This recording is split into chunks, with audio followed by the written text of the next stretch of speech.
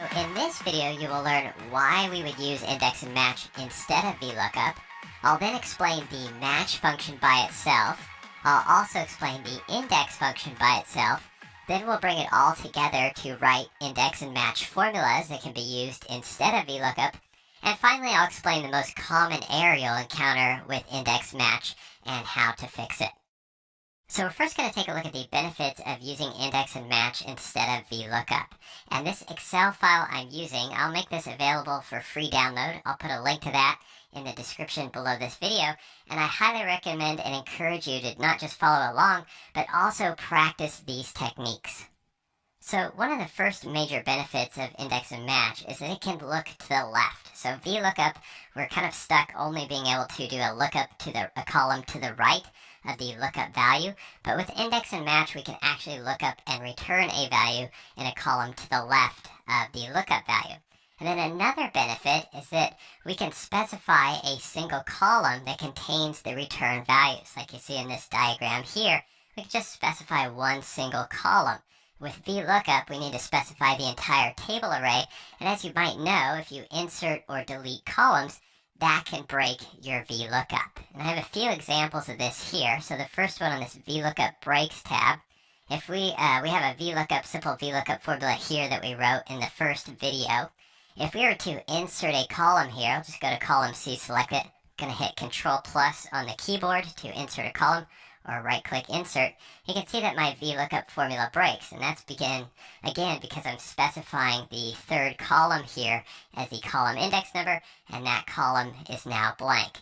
And then we can also, we cannot use Vlookup to look to the left. So in this example here, I want to look up this name in this column here, and then return the region from column A, a column to the left. And unfortunately, we cannot use Vlookup to do that, but we can use index and match. So we're first going to look at the match function. Now the match function is very similar to Vlookup. It performs the same basic lookup.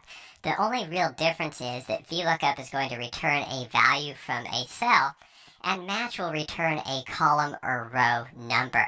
I have Excel's definition with the arguments here, and then a simple definition, just like I have for the Vlookup, with just what these arguments mean, the what, the where, and the closest match. So let's jump over to this match example sheet, and we'll write out a match formula. So we're going to start in cell C14. I'm going to type equals, and then start typing the word match, and you'll see that is right here. We can tab into that. Now again, match just has 3 arguments instead of 4 like Vlookup. The first is the lookup value. So this is the same as Vlookup. We're going to specify a value. We can specify that with text in quotes, or we could just select a cell that contains the text or the lookup value. So we have that there. Then we're going to type a comma. The next argument is the lookup array. And again, this will be similar to the Vlookup with the table array, except that we're just going to specify either one column or one single row. So here I'm just going to select this column that contains the items that we want to look up, because again we're looking up this value in this column right here.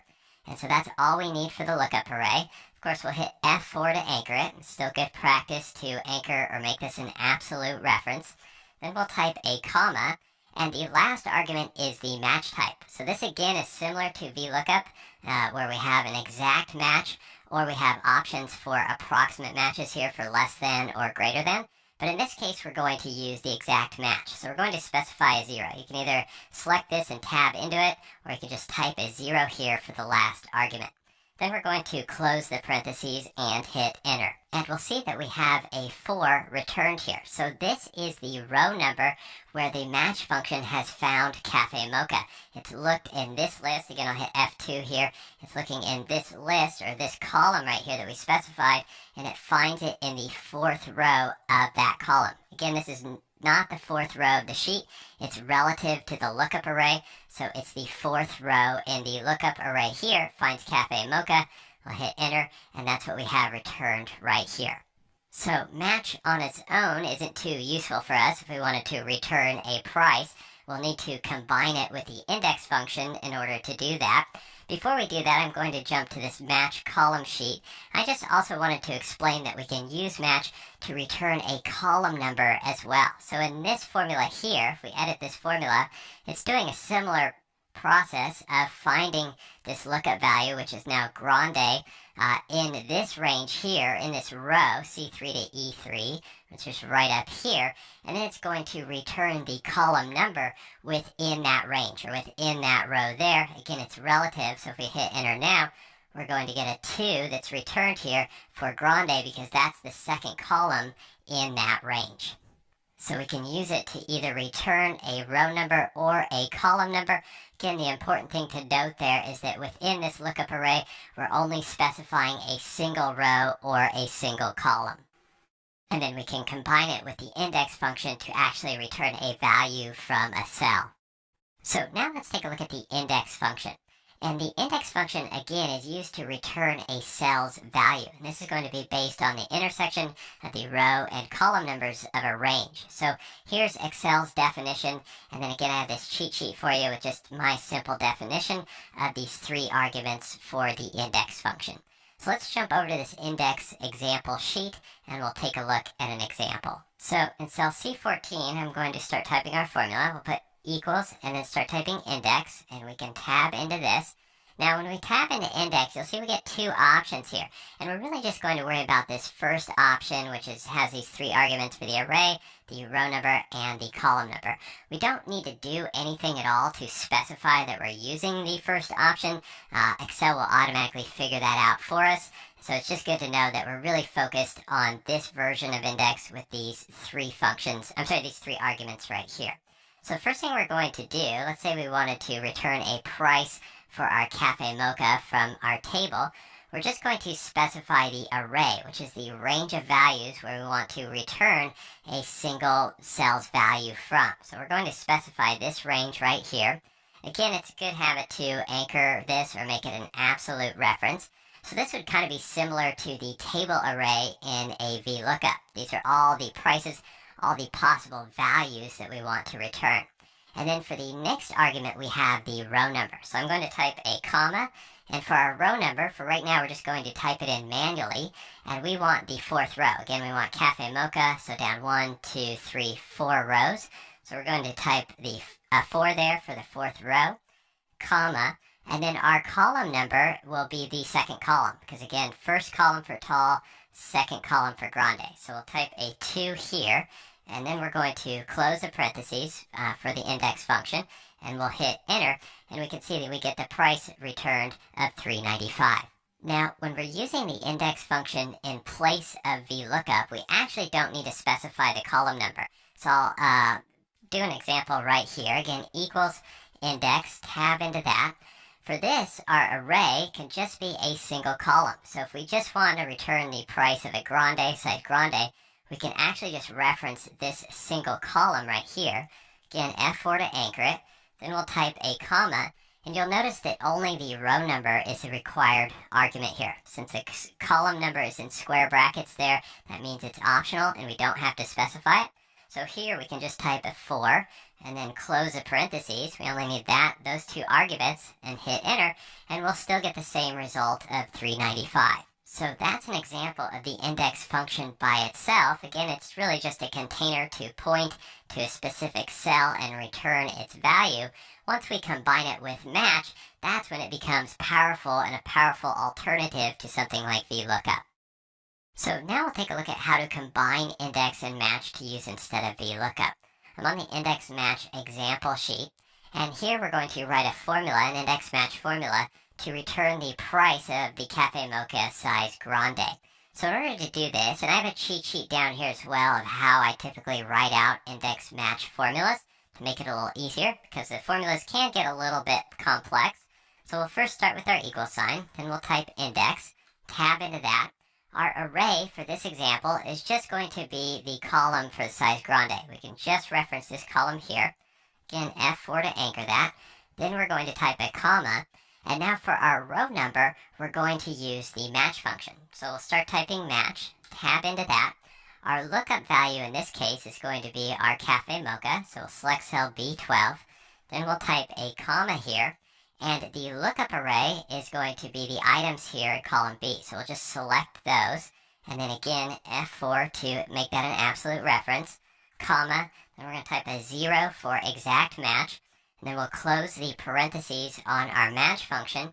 And again, we only need these two arguments for the index function, which are the row number, which is our match function here, and the array.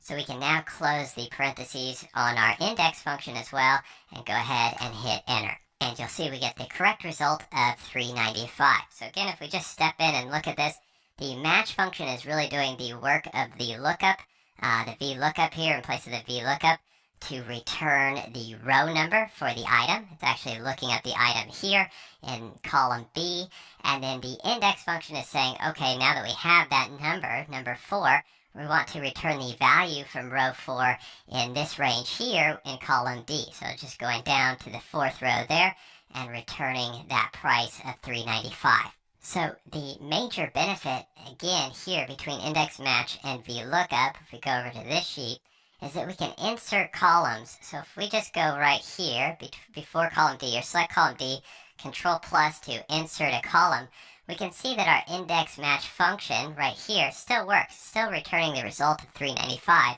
because even as we insert columns, we can insert as many columns as we want, these range references will still stay the same.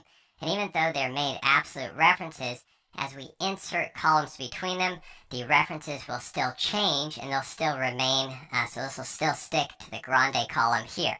If we were to delete columns, the same thing would happen. Now that's not necessarily the case with our Vlookup. Right here now with our Vlookup, we're specifying column 3 is the index number, and that column is now blank within the table array. So this is where index and match wins because it requires less maintenance. We don't have to worry about maintaining the formula if we insert or delete columns within our source table. Up here we can absolutely do that, and index and match will still work. And the other benefit is that we can also use index match to look up to the left, and that's what I have in this example here. So for this formula, again, we have the match function that's looking up this name in column C, and then it finds the matching row number, and it's just returning that to the index function, and in this case the array for the index function is column A. So we're technically returning a value to the left of the lookup value.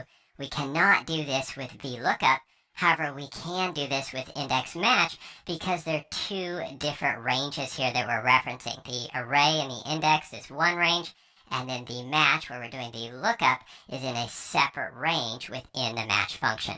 So instead of having to modify your spreadsheet to move columns around to do a Vlookup, you can just use this technique with index match instead. And I also wanted to show that we can use index match for both the row and column numbers. So in this example here, we have a similar formula, but you can see we're using the match function twice. We're first using it for the row number. That's going to return the row number of size cafe mocha from column B. And then we're using the match function again for the column number. And in this case, we're looking up the size in row 3 right here and returning that column number. So that's going to return A2 to our index function. And then for the index function's array range, we're just referencing all of the cells within the price table here. So all of these cells between these header rows and columns. And so this looks like a long, scary formula, but when you break it down, it's really just two lookups and then the range for the index, that array. And when we hit enter, this is going to return that price. I've also turned this into a bit of a price calculator by adding drop downs for each of these items. So we can choose the item here if you want. Also go over here and choose the size. And then the index match function will of course automatically recalculate to show that price. So this is another solution that can really make your formulas more flexible and dynamic. For example, we could add a column here, just Control plus again. If we wanted to add a new size, we could do that right here and fill it with prices, and the index match function is still going to work. It's just going to eventually find this new size here, whatever we specify it as, and the prices, and once we change our size choice or selection over here, it will automatically all work to return the correct price. So I challenge you to do that. Go ahead and insert a few columns here, make up some sizes and prices, and just see how that will work with the calculation.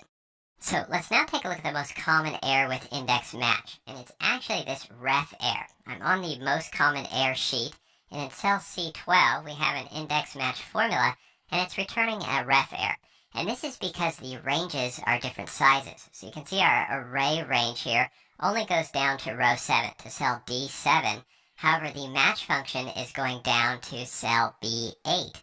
And this value that we're looking up in column B is in fact in cell B8. So it's at the bottom there. So therefore, the match function is going to return a 5 as our row number here. This will return a 5. However, we only have 4 rows specified in the array. So therefore, this is going to return a ref error. This would be similar to a Vlookup, where you specify the column index number that's outside of the table array. So this is a pretty simple example, and it's pretty easy to spot this mismatch here. Where this tends to happen a lot in the real world is when we're working with larger data sets. In this sales data sheet, I'm trying to return the region using an index match formula here from this region sheet, and this is a longer table over here. And what happens sometimes is when you're typing out the formula or writing the formula and you're using keyboard shortcuts, if you use Control-Shift down arrow here to select this range, that's only going to go down to row 26 because there's a blank cell here. So if you use that keyboard shortcut and you're selecting your ranges, you might only get to row 26 or whatever this row is before the blank, and that's not going to select the entire column of data. And that's exactly what's happened here in this particular formula. You can see this is only going to row 26 here. However, the match function, the lookup array and the match function is going all the way down to row 52. So we have a mismatch here, and that is what's causing our error. So again, we need to change this to row 52. Now, one good workaround for this to just prevent this error altogether is to use Excel tables. And I have a column here where I have the same formula. However, I am using an Excel table for the lookup table, and you can see here are the table references. So this referencing table 2, and then the entire region column, and same here, we're referencing table 2 and the entire state code column. And this is on the region table sheet. So those references will reference the entire columns regardless if there's blank cells or not. It's always going to reference the entire column.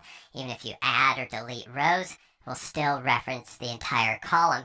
And then that will help prevent that ref error in your index match formulas. I have a whole nother video that explains Excel tables in more detail, and I'll put a link to that in the description below this video. But ref errors can definitely be frustrating, so hopefully that helps you figure those out.